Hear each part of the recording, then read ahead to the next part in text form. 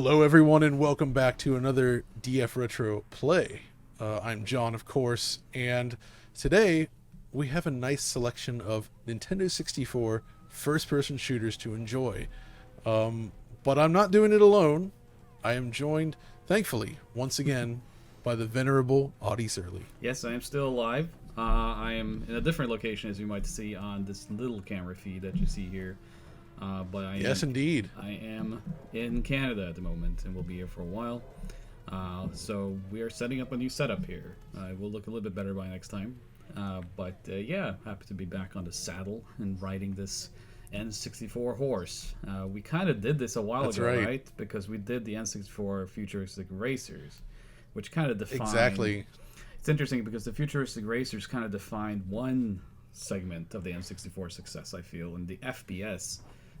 Alongside like the 3D catch-a-thon platformers, are the other segments that I think are most important. So I'm kind of looking forward to seeing these because most of the games we selected, I never played them.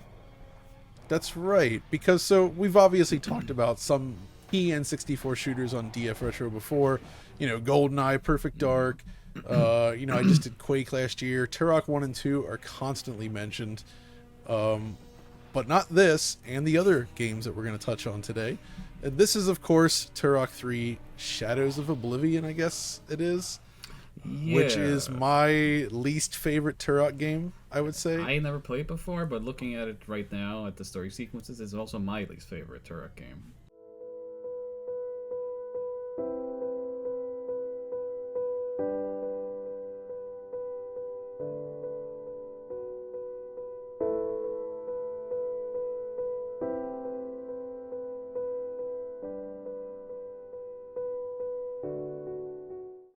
Already. So I do not like what I see. So, I mean, this is ambitious, what they're doing here. Trying to do all this storytelling and all these different camera cuts, and perhaps it's closer to, like, the comics in a way, perhaps. I don't know. I really don't know. I don't know. I will say, though, that I was don't a know. very nice N64 butt. It's probably the best butt in N64 I've seen, from Turok, specifically. Actually, the character models here are surprisingly, like, detailed. Yeah, and expressive, right? When looking at this, it looks almost like a prototype Shenmue, if you know what I mean? Like the way that the faces are rigged. Oh my god, you're right. I can Yeah. totally see what you mean.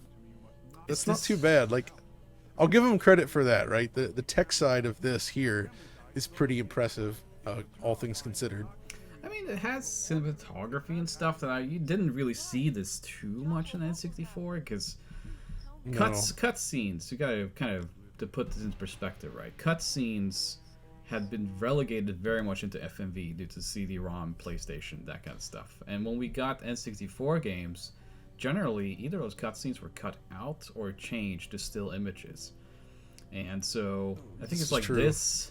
Shadow Man was another one that had very good Yeah. cutscenes in N64. Another Acclaim game. Another Acclaim game. So I guess, Acclaim, wasn't that one of the top, like, 5 or whatever they were called on N64? It was like... Part of the Dream Team. Dream Team, It was yeah. the Dream Team, yeah. So, Yeah. the thing is, though, is I feel like this game was released in 2000, right? So, this is a couple late. years after Turok 2. It's very late. Yeah, Wow. Dreamcast is out. Yeah, and PS2 almost is over. out. Yeah, exactly. Games like Metal Gear Solid had come along on PlayStation and redefined what you could expect from real-time cutscenes. Right. And we started to see a lot of games pick up on that. But then this game is not just about that. Once we get into the game, you'll see it has another much more direct inspiration, if you will. And by the way, I opted to play this in the low resolution mode for now. Oh. Because the high res runs worse, and I also dislike the way it deinterlaces, I guess. We can check it out, though. I see. Yes, it's one of those games. I have to admit, I very rarely used any of the high-res modes on N64 when it was an option. Yeah, same. Even like one of the soccer games that my friend Tom.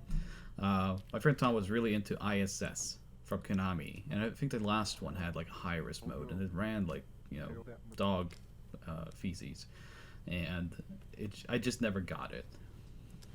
Wow, So look at I this. went ahead and skipped ahead so we could get into the game. So this And is... right away, Okay. I mean, you got a little bit of like a Lovecraftian thing going with the tentacles there.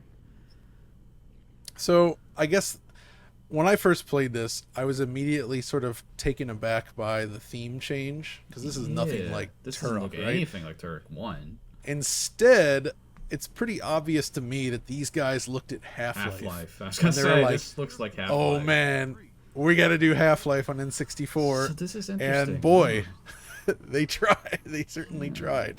Look at that. Scripted scenes, like that thing busting through. This is so like unusual for the system. Now, you have the answer to this, and I might sound super stupid for asking this, but I'm going to ask you anyway. Was there ever, at any time, like a hint or a suggestion that they were porting Half-Life to N64? I don't believe so. Okay. I don't honestly think it could have been done without serious compromise. Well, I mean, Like, sure, but you see this, and I mean, I guess you could do a Half-Life 64, like a Doom 64 type, like just reimagining, I guess. I think it would have been kind of like a Daikatana situation. Mm-hmm. Which is a game we'll get to. We want to do a full episode on that, by the way. Yeah. But that was essentially a different game on N64, and I think they would have had to do something similar with Half-Life. Like we're recording this after the news of Portal on N64 was shown, right? There's a Portal 64, and it's cool that it works, but it's not actually Portal, right? Like it's like a different sort of game. Yeah. Different level design. They can't do the full maps or anything, and that's what you'd have to get there as well. But still, like this is pretty ambitious for the system to do this kind of like location driven thing, and it's not something you would have really seen on PlayStation either. I feel mean, if you maybe I'll do a jump cut, but like a comparison here, because let's just take a look here at the first level of Turok 1. The open-ended kind of jungle platforming. Which I love it. Yeah, great, right? But this is like modern architecture and like buildings, and this is nothing like I would expect in Turok 3 to look. Turok 2, I kind of remember it. You start out in the ruins, right? Something like that. I only played like 2 levels.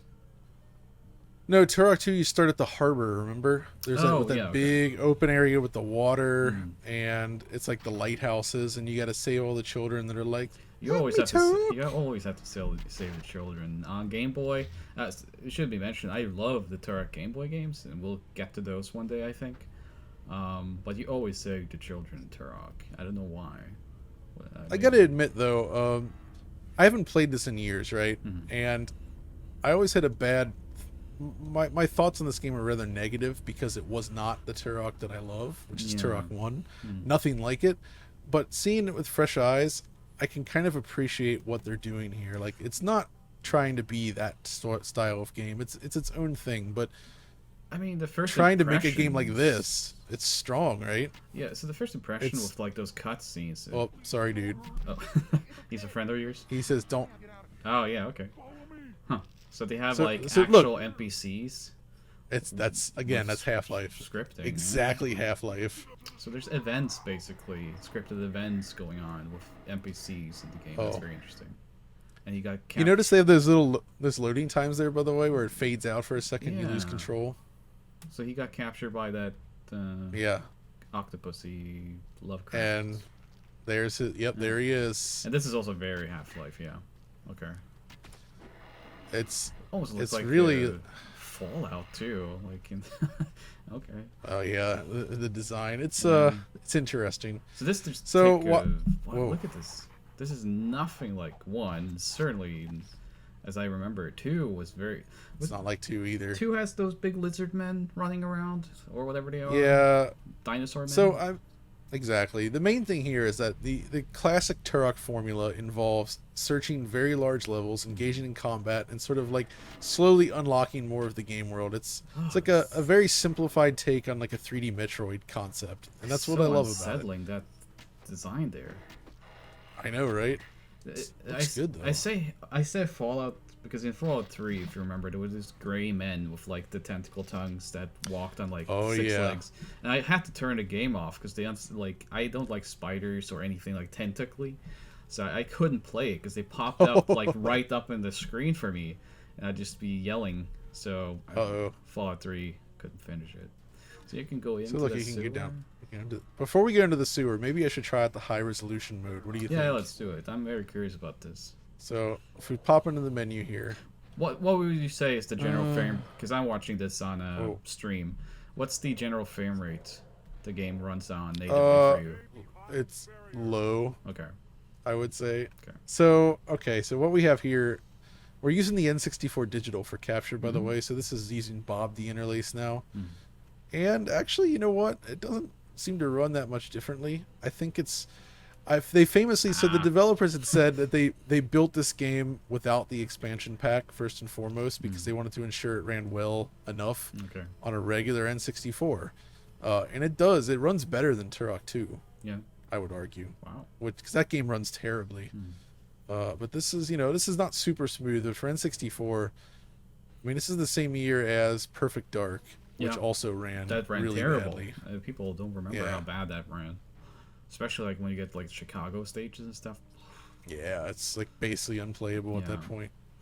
But that also had a very good remake on Xbox, right? It does, yeah, that's right. I would like to play that. I haven't so played did much of that. GoldenEye. Yeah, we did play that on stream. I would like one day to do a video or a stream of the Perfect Dark remake because I've never played it. I have Rare Replay. Oh, I just never played it. Let's check that out then. Yeah. Huh. Wow. So there was another display mode we can look at though. That is letterbox. So this is probably not like anymore. Yeah. Okay. So it just literally. It just stretches. Exactly. It doesn't actually have anamorphic widescreen. No, it's a letterbox, pure and simple. It just puts black bars on the top and bottom. That's not great. You're the TV guy, right? I never got that option. Yeah. Why would you be using letterbox? Like back then, you're in 2000. You have a CRT TV. Is there any good reason to use letterbox? So it looked like what I saw there was that they increased the FOV, so you get a wider image, at the expense of black bars. Yeah. So, if you essentially wanted a wider field of view, you could use that mode and you'd get it, but then you have a smaller overall image. So, it is what it is. Let's see here. So we're back out in the city.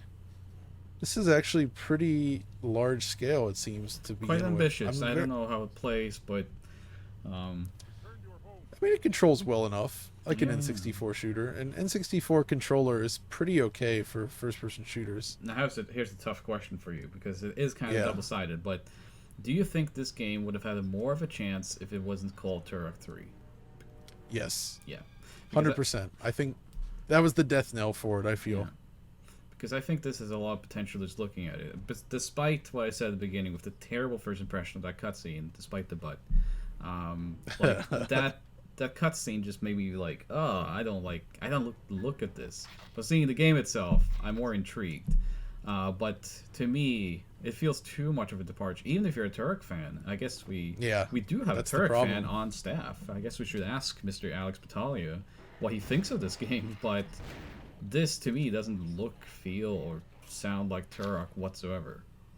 No, it really is not. And that's fundamentally the problem. And that is actually a good point I hadn't considered before, is releasing this without the name Turok. Yeah, right. Maybe they could have just called it Shadows of Oblivion. Oh, no, really? Yeah, Shadows of Oblivion would have been an interesting enough name. There was Shadows of Destiny at this time. Shoot. I got destroyed there. Okay, well, there's a bit of a checkpoint. Yeah. It's not too far. The bow and arrow is like kind of the only callback we've had so far to Turok, the video game at least. I guess the comics would be a good question to bring in, because I never read them, but I do know that like Valiant or whatever, I think they did, which Acclaim owned, right? Yes, Acclaim owned it, and it was kind of like a mixed media thing they had going with Shadowman as well. Yep, that's right. And I wonder if there was some sort of reboot or some sort of thing there that makes more sense for this game, because I never read. I think I read like one Turok comic. Yeah. There was a TV animation being pitched at this time, which was never produced. So I would have from TV animation. So Okay, I'm not gonna mess with that robot. We're gonna go here. he Oh, messed with are you you? again. That was not the robot. That was an acid thing. Okay. Wow. So I guess you Okay. don't So go I'm getting. there. It's an I think I insta-death. need to though. I just got my butt kicked somehow. So this is a little bit different. Oh yeah. Also notice how it essentially resets you to a checkpoint, Yeah. whereas in prior Turok games you would hit those save points, Mhm. and or checkpoints, and the game would respawn you. If you had lives, you actually had to collect lives, and that seems to be gone now. Yeah, I was actually just about to mention to you that I haven't really seen any like number of lives on screen. So, ah man, What? Okay, so that I can't. So, you can't go there. There has to be something else. okay, yeah. See, this is what happens when you come in, not having played this for a while, Fresh, for like fresh Turok. 15 years. Yeah, It's been so long. It's been so long since I've actually played this game. 2000. That's why I you was said? curious to revisit it. Yeah, that's when it came out. Yeah, okay. And this is an N64 exclusive. Yeah, Wow, it never received a port anywhere else. I'm stunned by all this. I I can't like quite fathom what we're looking at. Man, they could have. I'm really impressed with how well it runs relatively for the platform. Now, see, another question that maybe you could answer is like, so Night I'm not Dive going in there. did the remaster of 1. Did they Correct. do 2 as well? And they did 2 as well. Okay, because I would say that looking at this really could maybe use a remaster, right? Yeah, I think people have been asking for that for a while. Okay. I'm not really sure what the situation is with it. Hmm. It's such a weird game, I think, just because it's such a Right? departure. But I think it's an important part of Turok history and Acclaim history. And Yeah. this was, I feel like Acclaim really was at their best during the N64 era. That's when I would actually consider them like a solid developer. Kind of the only time I would consider them. I mean, they really tried Oh. to conciliate talent, and we were talking about this just Exactly. before.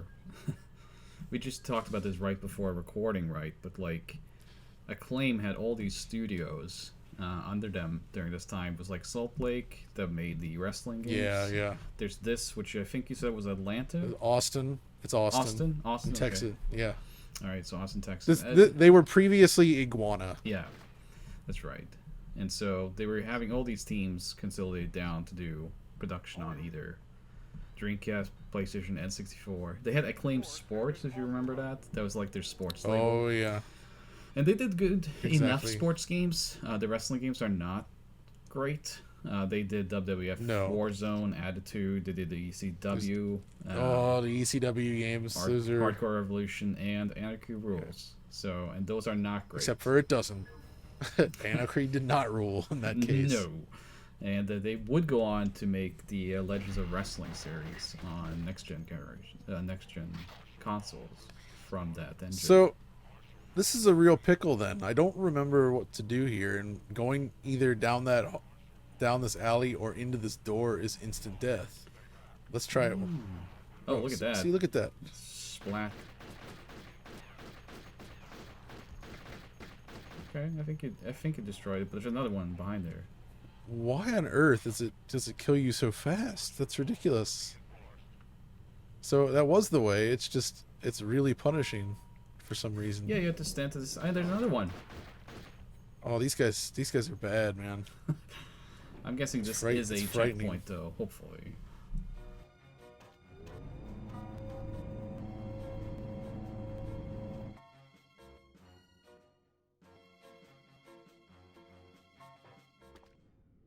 Okay, so now we're on the rooftop here. Man, this is just I love what they're doing with this. It really is. Yeah, Oh, the police.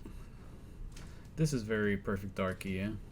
Yeah, Like the ship design. this whole like stage so far is very reminiscent of Perfect Dark's sort of atmosphere with the rain and the Yeah, night the Chicago sky. stages. Exactly. Yeah. Just this runs better. I mean, honestly, this runs better than Perfect Let's Dark see here. does in those stages. Oh. So, Oh, Oh, all right. okay. Oh, you fell down. All right. Yeah, that didn't work. Let's go ahead and try that again. Okay, a checkpoint here. So do get checkpoints here. Yeah, yeah. So Whew. All right. jump over this. Now I noticed that you're not collecting Doritos in this game. That's right. And that's kind of, again, that is the similarity between this and the older games where Okay. it's, it's not the same shape, but it is that same sort of geometric floating spinning object, which I love. Yeah, you're pretty happy about them spinning, I'm sure. Absolutely. Oh, and that shadow And there. that ladder was kind of sloped. I don't know if you noticed, but Wait, you're right. It has was angled, slopes and and spinning. wait, night vision? Oh, This game is night vision. okay. Oh, All right, wait. and you also had that. Oh, okay. All right. I broke into the Let's look museum at this. through the glass. But wow, look at that effect. So this is like a predator mode, like you. It seems that way. Okay, It's yeah, okay. crazy. It's Oh, it's so you have to like Catherine Zeta-Jones your way through the. Okay, yeah, you have to do that for the lasers. exactly. And that's just it's kind of weird to see it in a Turok game, I have to admit, but okay, can I jump here? Is this even a Turok game at this point? I mean, you're No. literally doing like diamond heisting in a museum at this point. But honestly, and that's kind of the thing about it, right? Where I didn't like this initially because of the fact that it was so different. But looking Yeah. at it now, again, it's just like, okay, I could actually get into this, and I think your point of this, if this was released as like not a Turok game, it would have been better received. Yeah, right. I think this should have been just Shadow of Oblivion or whatever else. I mean, Exactly. probably something a little bit more generic than that. But I wonder, yeah, if that would have done better. This is crazy though. Like, just look at this. This This heist. is not a Turok game at this point. Oh. You're like, Oh, I got stuck Like- on the painting. oh, Okay, so it's there's actually that. modeled out of the wall. Yeah. Okay, so, all right. I we wonder go. if you die if you just touch those lasers or not. I Whoop. guess not. Let's not find out. we may find out if it keeps like this, because it's Yeah, wow. It looks tricky for Okay, you. wait. That's the ladder I went up before. So let's go back this way. Also, It is that like a big dinosaur? It is. It's like a T-Rex. It's huge. Gigantic. I mean, it fills the entire stage. I mean, it doesn't move. I guess that's how they can do it. But maybe it becomes a boss later on. I don't know. Maybe it starts moving. This is like Tomb Raider: The Angel of Darkness or something with that museum mission. Oh yeah, that's right. Man, is that a game we have to play eventually? I finished that was- game. I played. Did you? I played through the entire game. Is it as bad as they say? I liked it at the time, but I felt Okay. it has some noticeable flaws. But Mhm. I thought it was interesting. Wow, look at this. So, I mean, they retained a little bit of like that. Oh, okay. You didn't die. No, Okay. you're right. Okay, so you can take hits. That's good Okay, to so know. we can actually breathe. We can calm down. It's not as dangerous as we thought. I thought it would just insta death from this. So they are kind of implementing platforming in this game, even though it's just through lasers at this point. But we were like jumping rooftops and everything. Whoa. It's Yeah. crazy. Actually, looking at the way those lasers look in this view reminds me of this looks like something that would be in like Another World or like Flashback, like in the Yeah, cutscenes. you're right. Okay, we're back Complete outside. the objective. Whoa, It's straight up Predator. Look at that. that is. You can see the heat vision. This is amazing. I mean, is let's this turn that off. It's cool. is though. that like is this like a technical showpiece for the console, like Conduit, basically? It's kind of feeling that way at this point. I gotta Right? say, It's right? just like we can do this. Let's do it. I mean, it's not. It doesn't run particularly well. I mean, well, even that, yeah, for the it system, does. I think it Yeah. does. It runs better than Turok Yeah. 2, Perfect Dark. Yeah, It's not it that came out bad. around the same time as Perfect Dark. So why didn't people? I mean, looking at this, I haven't played it yet, so I can't say for sure. But just the level design for this section, I like this a lot more than what I like from the Chicago stages in Perfect Dark, which I Yeah. didn't like at all. No, I know Like, what you this mean. is like natural progression and stuff. This is awesome. And look at the shadows and whatnot. This really is the N64's Half-Life. Yeah. No kidding, huh? Get some health. The water doesn't look as good here as it did in Turok 1 and 2, but hey. Maybe not. I don't recall what they look like, but Still, it's fine. Okay. wow. I really still don't like those enemies. They do freak me out a little bit. I mean, that's the Makes me point. wonder what, man, I wonder what else they come up with in this, because this does not feel like a Turok game at all, and even the enemy designs. No, you're right. Okay, let's go up here. Out of the sewers. Yeah, so I love those vehicles though. Those police cruisers. Yeah. Oh, This all reminds me. This is we're recording this as Duke Nukem Forever has leaked the actual Duke Nukem Forever from like 2001. Is it? So 1 year after this, and this kind of reminds me a bit of just the aesthetics from what we've seen, at least of like cityscapes and stuff there. So I do agree with that. this is zombies in it. This just has everything. It does have zombies. I mean, I guess that's the whole idea, is they threw everything into this game. All ideas that are popular must go in this game. Man, I guess it just is too late, right? Yeah, for a console. I mean, the year 2000 for N64 was not a great year for the N64 in the sense that, you know, Dreamcast was already almost over. PlayStation Which is 2. crazy to think about. Dang it. Oh. Well, maybe this is as good a place to end it for now anyway. We should revisit this game perhaps in the future, but hopefully it gets a remaster, right? We can I do agree. a DF Retro EX on it, something Absolutely, like that. exactly. Yeah. But for Now now, Dive sees this. do it. But Yeah. let's move on to the next game. All right, we're back with our next game. This time, Audie, what do we got? We got 007 here, but not the 007. But not the one. Yeah. No. This is which one is this? Tomorrow Never Dies that's not it. this is The World Is Not Enough. Precisely. Yeah, that's right. That was the one with Christmas Jones. That was the Bond lady's name. Yes, that's right. Denise Richards. Yeah. But there she is. Yep. So pretty, this would have been a tough game to release, I think, because GoldenEye was ridiculously popular. Yep. And I guess the license changed hand. This is when EA started to take over, and they had Eurocom do a lot of these.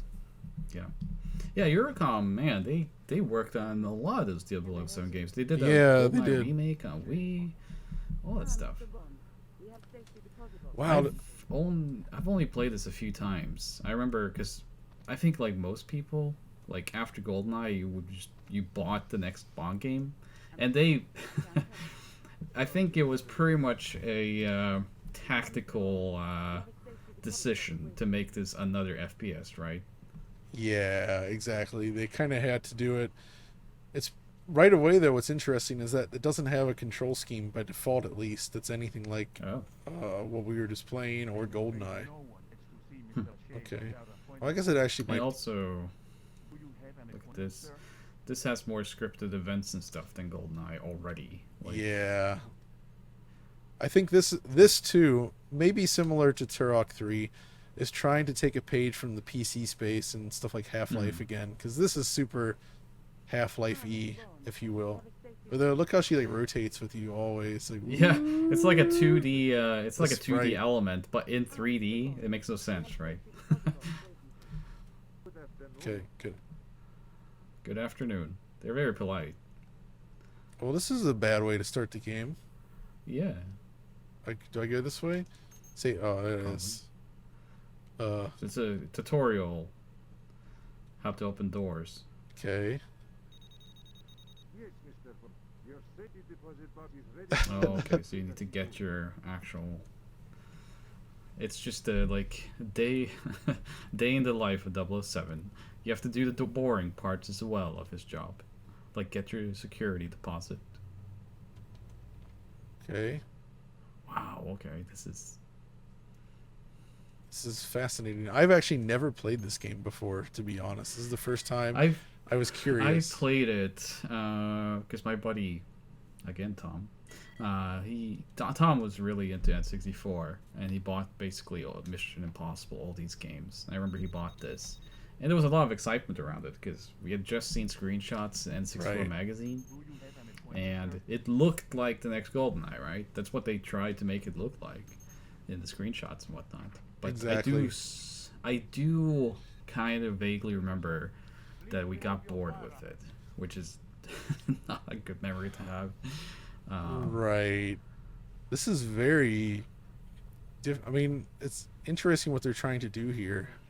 Yeah, But it's much more story driven than I remember there being much more like adventure elements in this game than GoldenEye, and I think this is kind of the detriment to the game is that it moves at a much slower pace. The stages I think are very large at times, and you have to do a lot more puzzles. So yeah, oh, okay. oh There we go. So crack safe, obtain swipe card. Okay. yeah, I sort of remember this. I mean, that's cool what they're trying to do, this sort of like cityscape thing on the N64. Yeah, Okay. crack safe, obtain card, whatever, swipe card. Oh, he's a bad guy. Yeah, what's going on here? I'm not hugely fond of this music though. No. It's very like the score to GoldenEye is one of the best things about that, I think. This also this controls really weirdly. I'm not loving the way it plays. Yeah, I seem to recall that we really didn't enjoy this game. And we did enjoy GoldenEye just for clarity's sake. But this Eurocom isn't a bad developer, as No. you mentioned, though. They made some pretty good games. So I would say though that visually, at least technically, this is a step up from GoldenEye. sure, but Like it's also 2 years later, 3 years later. Press the R button. Press the Z button to activate. Right. Wait, so I need to use Do you have to select it? Yeah, there you go. Secret safe cracker.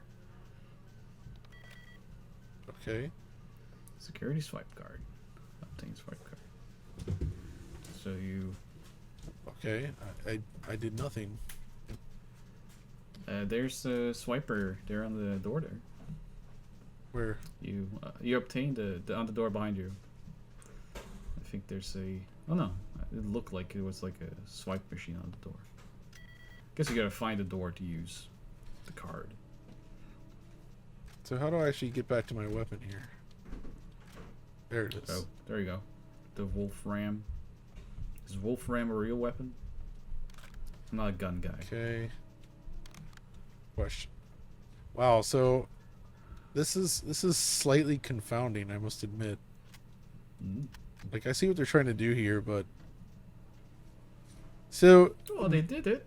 yeah, no, this is definitely part of the era when games were moving away from the more old school style shooter and trying to do everything Right. with scripted sequences and storytelling, and I liked that to some degree.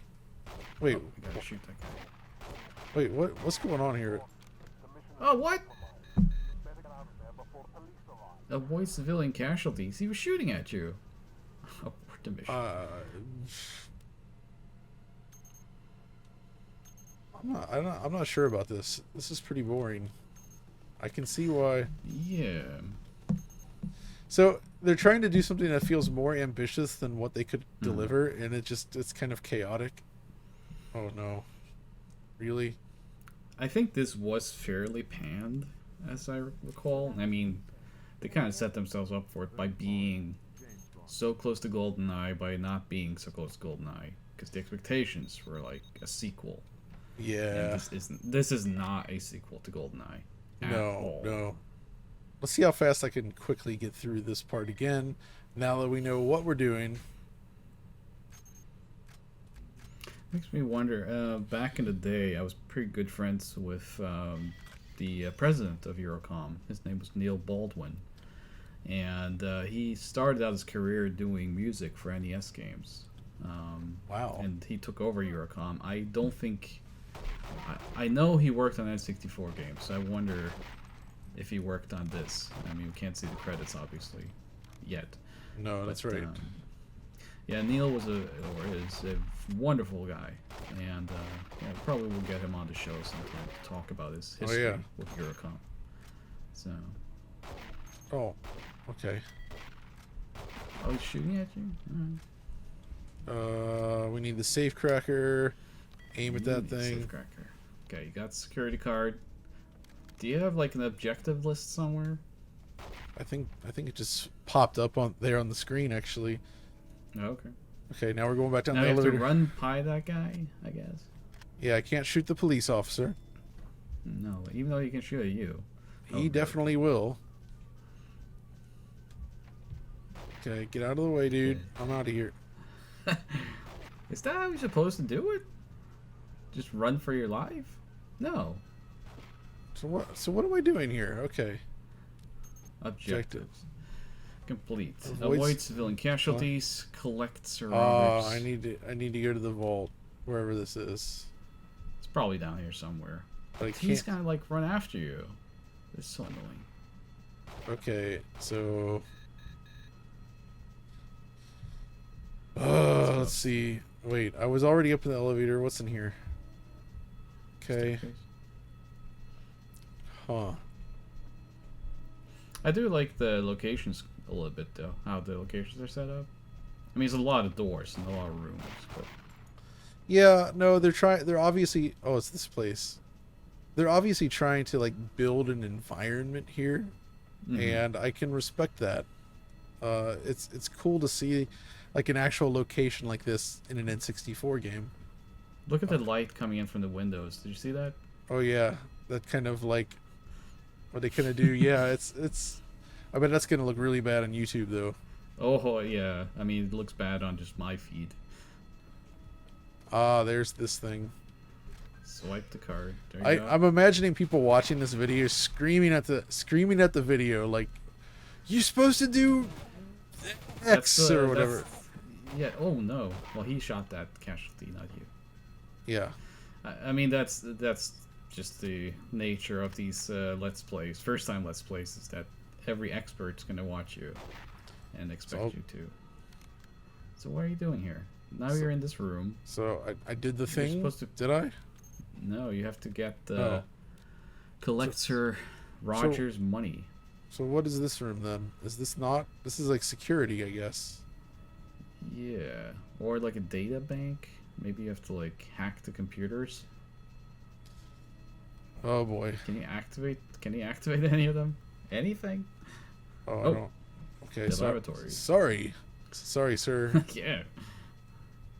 Okay. This is where you got the card. Yeah. And this is back. Oh, this is here. You got a Mustang. Bond is collecting weapons. So, what's down? Oh, here we go. That's another card. Okay, cool. Cannot Can I use it. use the item here? Appointment card.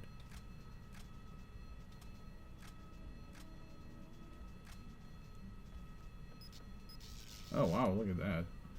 Oh, I could probably use that to. On civilians. Whoa, that does not look good. For her, I mean. Okay, swipe the card. Try again. Oh my gosh, this. Yeah, trying to play this live and this. Oh no, I can't get back to my weapon. Help!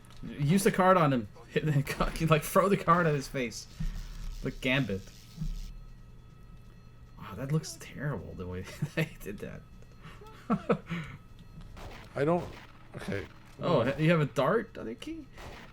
Or on the clock, rather? I can't switch back to my weapon. What button is it? This game. I can't do it. It won't. Like, what are you supposed to press here? I don't know.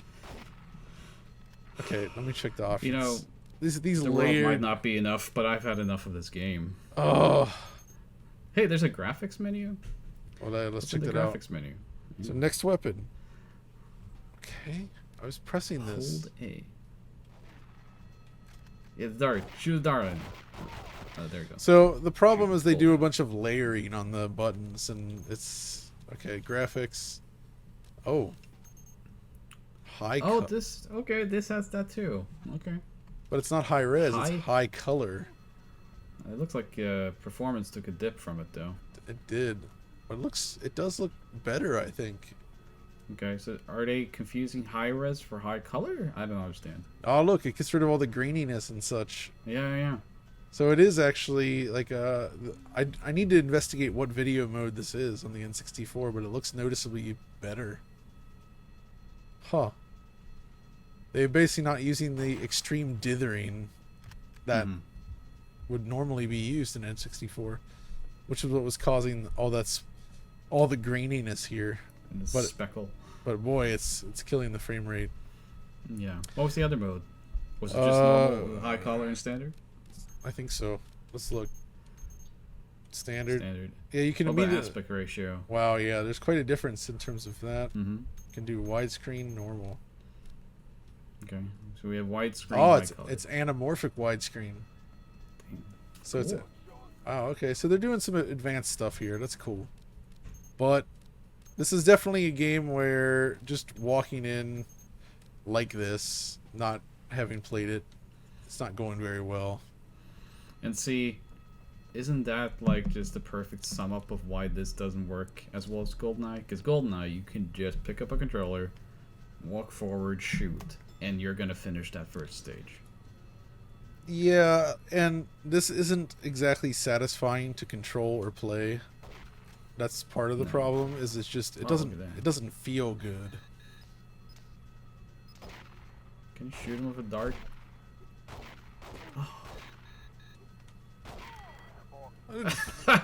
All right, that's it. We're switching games. The game is Let's compromised. let's move on.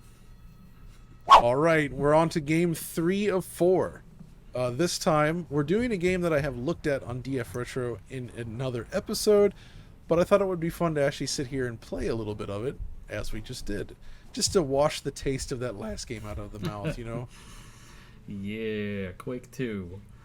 All right, so Okay, I believe this is a wholly original game, right? that's correct. So, Yeah. for hardcore fans of Quake 2, it's a game that I feel is not widely beloved, but I actually am fond of it because it's essentially more of a traditional shooter than Quake 2 itself actually was, right? Right. Because it doesn't.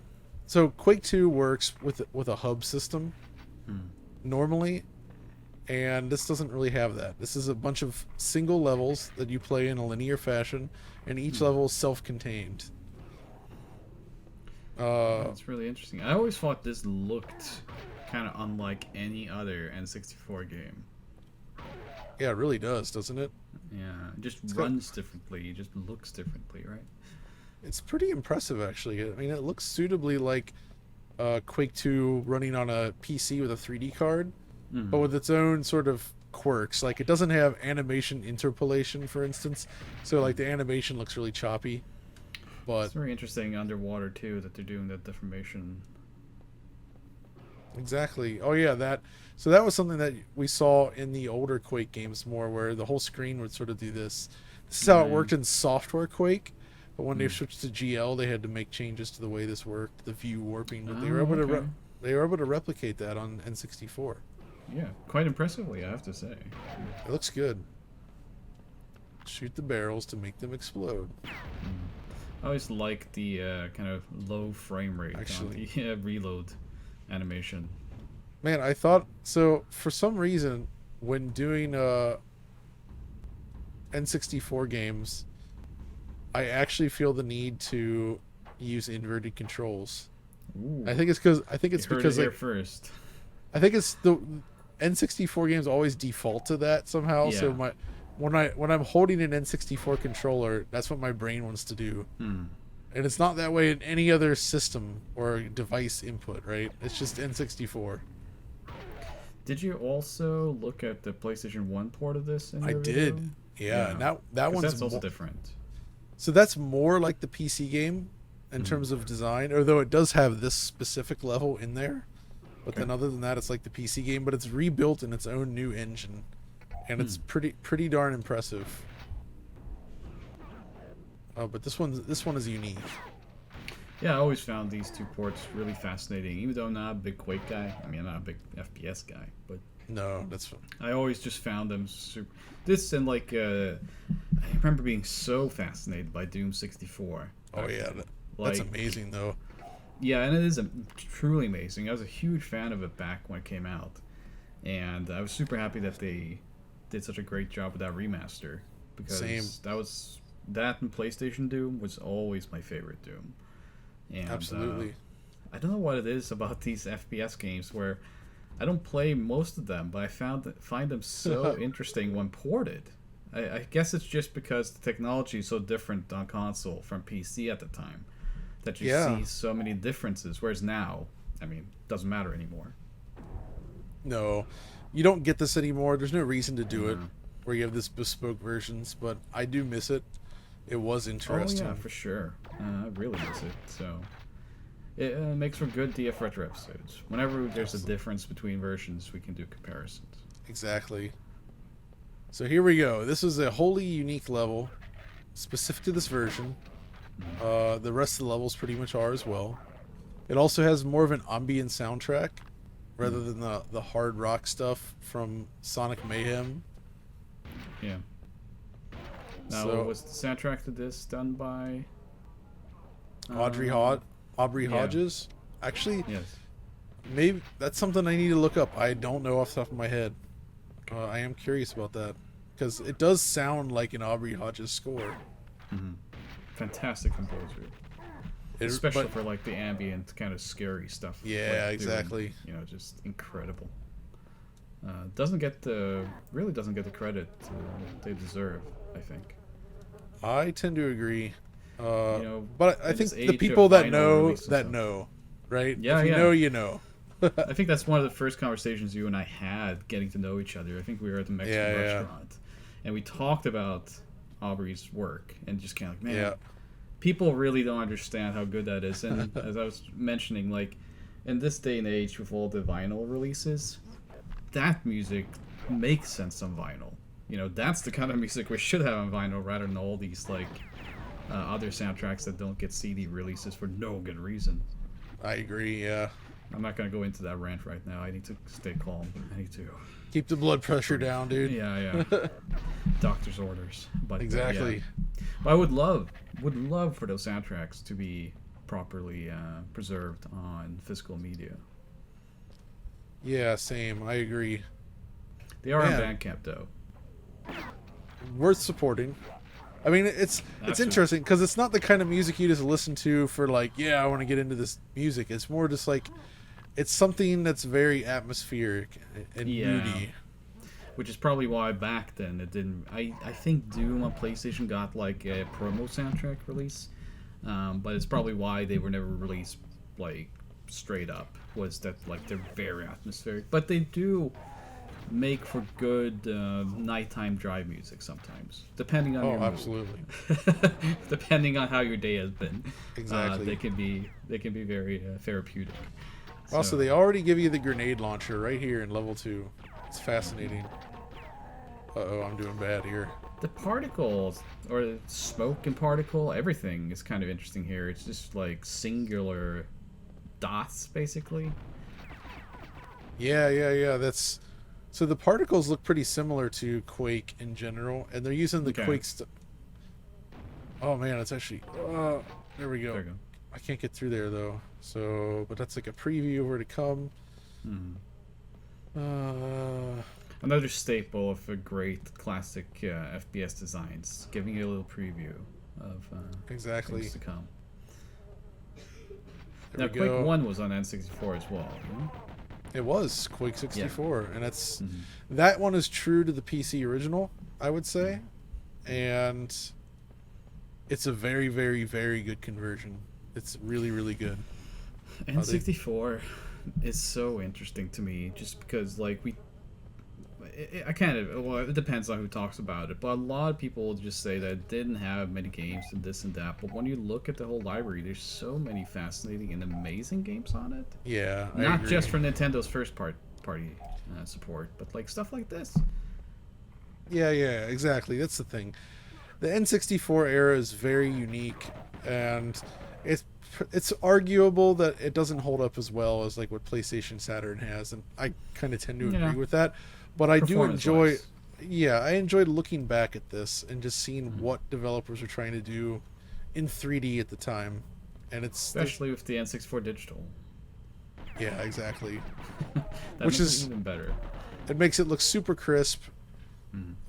Man, you notice though that the frame rate keeps bouncing up to 60 FPS at points just for a split second.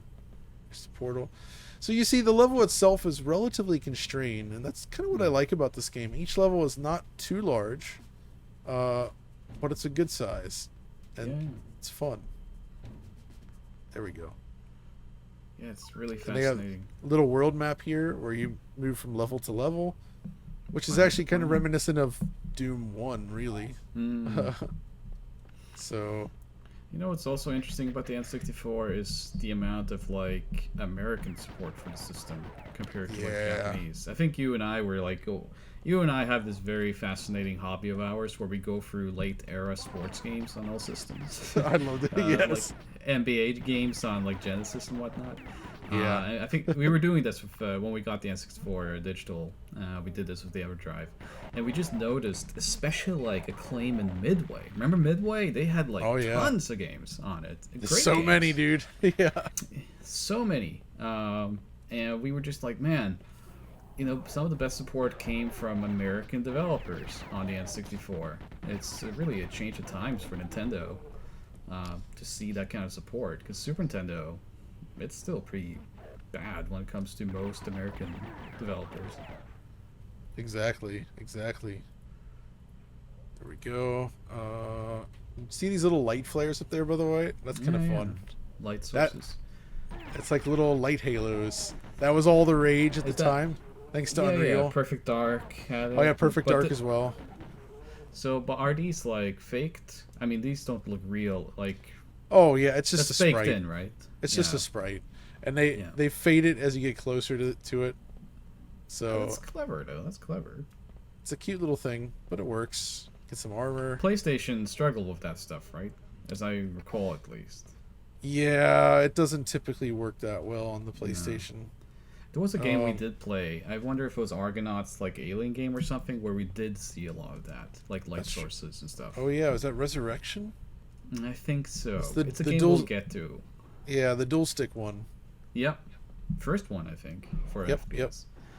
So, yeah, I mean, I think we will do a sister episode to this where we go for FPS on PlayStation. I agree. Just to, you know, keep everyone happy. Yeah, this is back at the beginning of the stage. And then we can play some Quake 2 on PlayStation as well. Exactly. I mean, you will never say no to playing Quake on any device. As far Absolutely not. Maybe the Zeebo. Would you want to play Quake on Zeebo? If somebody gave me access to the Zeebo, I would play Quake on the Zeebo. Just to see what it's like. Uncle Derek. Derek has one. Oh yeah, that's true. He does have one. That was a fun video, I must say. Yeah. Oh, there we go. I was not familiar with his content before he worked with us on Splatterhouse. Yep. But I really enjoyed. Yeah. It's one of the perks of working this job is that you discover so many fantastic other content creators. And it's I think we tend to focus more on positive stuff. So I appreciate those making content that looks at things from a more positive angle rather than just like, making fun of it all the time. Which I'm not into that. So which ironically, we're probably going to do that in a moment. But once in a while you let loose. But in general, I try not to do that. Even when we are negative, we try to have fun with it, like Biomutant, right? Exactly. That was fantastic. The greatest April Fools of all time. That was such a good episode. Oh man. I think that was the first one we had done since PUBG. It was. We have not been able to do. We've had many plans, but that was the first one we could execute. I'm glad that came to fruition. And man, looking at this, even with the low number of frames used on this version, this double barrel shotgun is still awesome. Pretty satisfying, yeah? With that giant handle on top, this big chunky looking model. It's not many frames, but it's the correct frames. It's all the right frames to make it look powerful. Wasn't it you who argued that the shotgun is the most important weapon in any FPS? I have argued that before. Yeah, I mean you are correct. That's all due to Doom. Oh, it's the this guy from the box art. That's right. But with that, perhaps we should move on to our final game of this session, and it's well, you'll see. It's a doozy. Yes, we're doing it. It's time for South Park. This is another Iguana Entertainment release, but unfortunately, yeah, it's the second one. But unfortunately, unlike most of their games, this one is really bad. Oh my! Look. So is this the first example of these characters in 3D? I can't recall they ever showed them off in 3D before this, right? I think you're correct. Yeah. And in fact, this is derived from the technology used in creating Turok 2, I think. I can't believe that. I refuse to believe that. Not that like Turok 2 looked amazing or anything, but like this is just... I mean, at first glance, these cutscenes are fine, but once you get into the game, you'll see. I couldn't believe when this game came out just what it was with all the turkeys and the... Look at this. So we got insane fog, and... Yeah, and you have to... Exactly. So it's like... It's a 3D Super Noah's Ark kind of type of game, where instead of goats, you're throwing snowballs at turkeys. Yeah, and it's really not fun. No, not at all. Like, look at this is just... I'm perplexed that this is what they came up with. You know what I mean? Like, South Park at this time. No, this came out when? Like 1999? 2000? Yeah, something like that. Around that time. And Acclaim did a bunch. I mean, they did this first, and then they did, like, South Park Chef's Love Shack. Yeah, that's right. Which was actually not too bad. That was better, but still. And then they did a rally game. It's a quiz game, though. South Park did do that rally racing game. Yeah, you're right. Again. And Acclaim was just throwing everything at the wall with South Park. Okay. I mean, okay, what do we do with this property? I can kind of see how you wouldn't immediately have a game idea coming from it. No. But this certainly isn't. This reminds me a little bit of like the Simpsons games that would come out eventually with the 3D graphics. The Simpsons games are good, except that skateboarding game. Good-ish, yeah. In the boxing game, or is it boxing or wrestling? Wrestling game. It's Simpsons wrestling. Oh my gosh. That is one of the worst games ever made. So much so that when I did my book about it, I did track down 2 people who had worked on that game, neither of which wanted to talk to me about it. It was that bad of an experience that they were just like, don't want to do anything with this. Don't want my name on this. What I expected to be a much longer chat or part of my book about wrestling games was made very short by the fact that no one wanted to talk about it, and I wasn't really interested in just writing a hit piece on a bad game. I moved on. But it is bad. And fundamentally, the problem with a game like this is that you're just kind of wandering aimlessly through streets and... Foggy streets, but the core combat, what you do in this game, doesn't actually feel good, right? Like, throwing snowballs at turkeys like this, it's not fun. These are annoying enemies. The actual mechanic of the snowball throwing feels bad. The level just feels kind of aimless. Yeah. Like, it's just not really well designed. I think what I hated most about this when I played back in the day was the sound design. You got so grating with all the turkeys and like turkeys, and I just remember hating this game coming out of TV. My buddy had it, and I think we played it multiplayer a few times. I don't recall us enjoying it. But no, I'd imagine not. No. But I have to wonder, though, if this was just because of the strength of FPSs on N64. It was just like, hey, FPSs sell. Why don't we make a South Park FPS? And they had to, like, you know, work their way from that idea. Like, how do we do that? Well, we throw snowballs at turkeys. Why not? Not that South Park ever had made sense as a TV show, mostly, but, like... But they must have used their technology to allow... many turkey voices at once, because the game multiplies the turkey sound. So as it adds turkeys to the screen, they just increase the intensity of the turkey sound. Do you think that came from the developer, or do you think like what's his name, Matt, whatever, the people who made Oh, I mean, I could see the them show? wanting I to could just see them troll coming people. in. Yeah, coming in. It's like, yeah, we need more turkey sales. This needs and to that be was their only input. like it's oh my gosh, there's so many. And the frame rate takes a hit. Yeah. With so many on screen. You Yeah, know this game also has a PC port, right?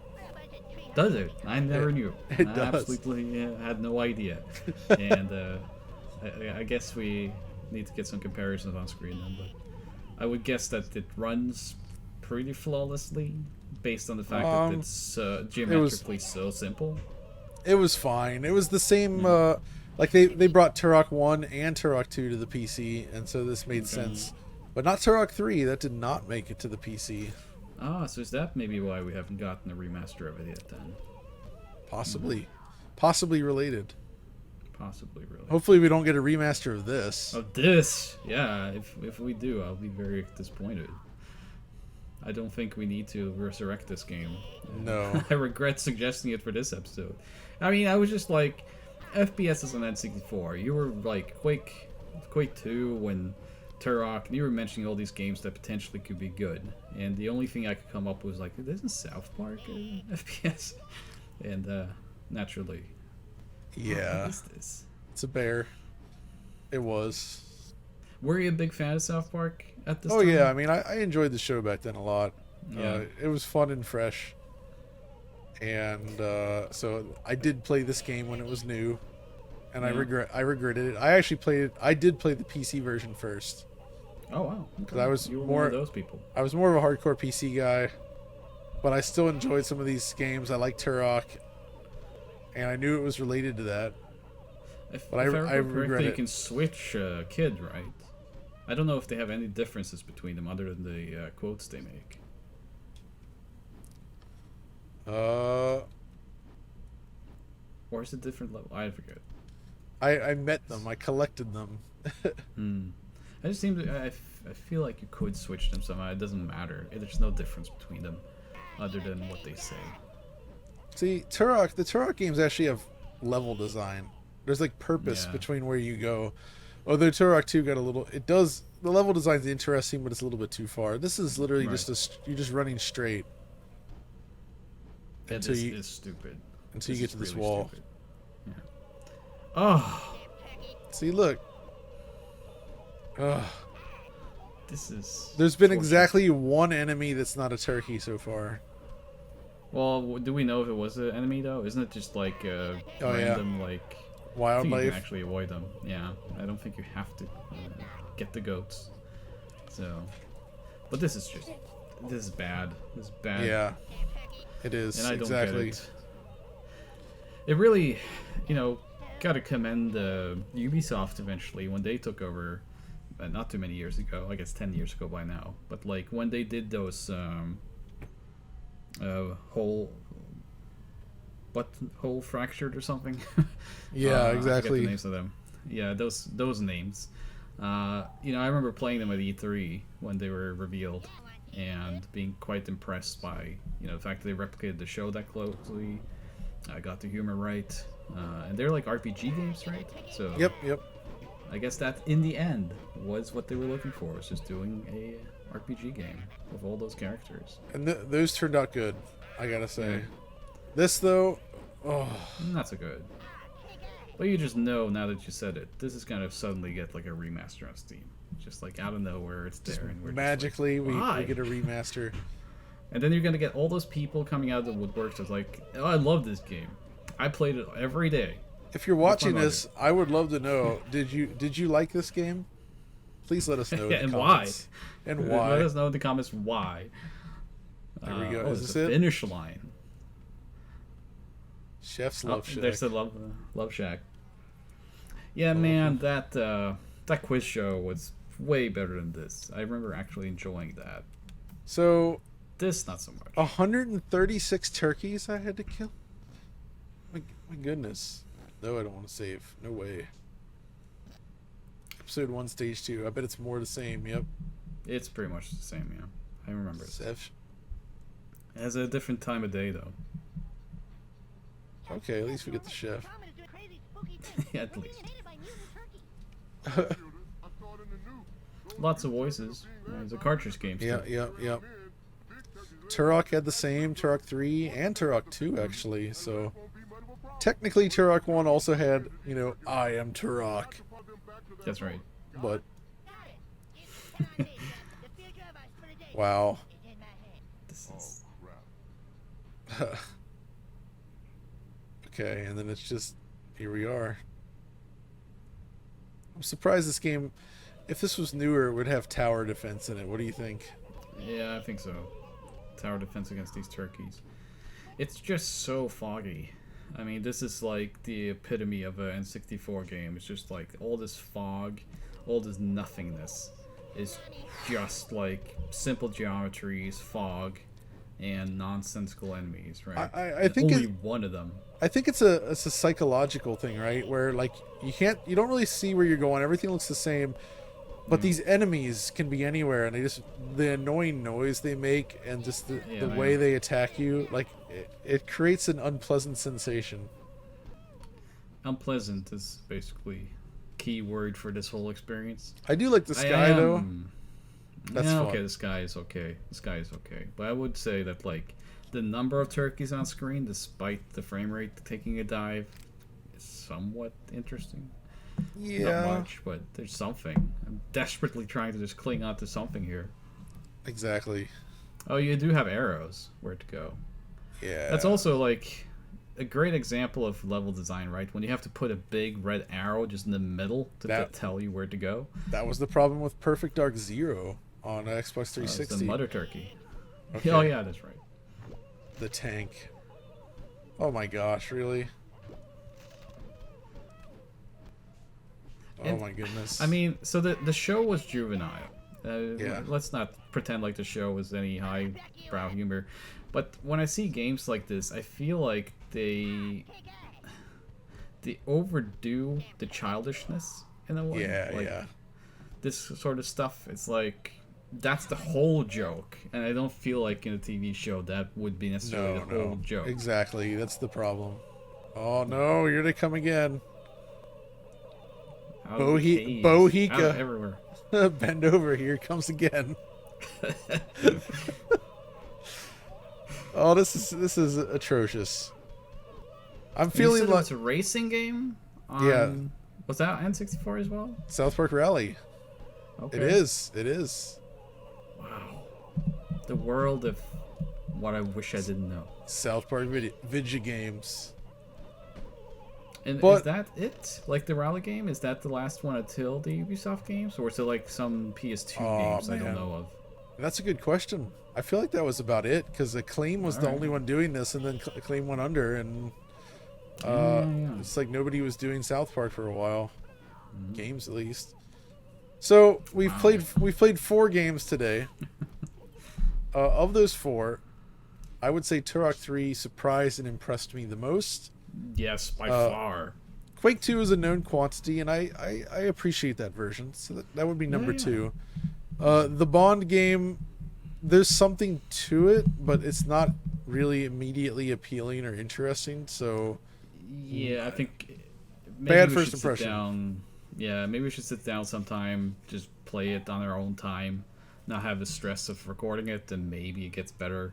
Exactly. Maybe a Bond episode of DF Retro would be something someday where we can revisit that. This, though, I just don't like this game. It's not fun. No, I don't like it either. I'm offended by it, not because of the humor. I'm just offended by the quality of it. Yeah, it's a bad game. But is that the point? That we should be like it's South Park, so we should be offended, and this was the only way they could do it? Actually, that's a good point. Maybe that was the goal all along, is to offend people succeeded with the quality of its game. You have succeeded, but perhaps we're going to leave it there for now and finish up this DFR play. Hopefully you enjoyed our incoherent rambling as we suffered through at least a couple of these games. But hopefully I think it still was fairly coherent. I would hope that the big surprise here is that Turok 3 deserves further exploration, I think. Absolutely. I cannot wait to play more Turok 3 personally. Absolutely. But thanks for joining me on this one, of course, Audie. Anytime. And we'll see you next time with another DFR play and, of course, full episodes. See you then.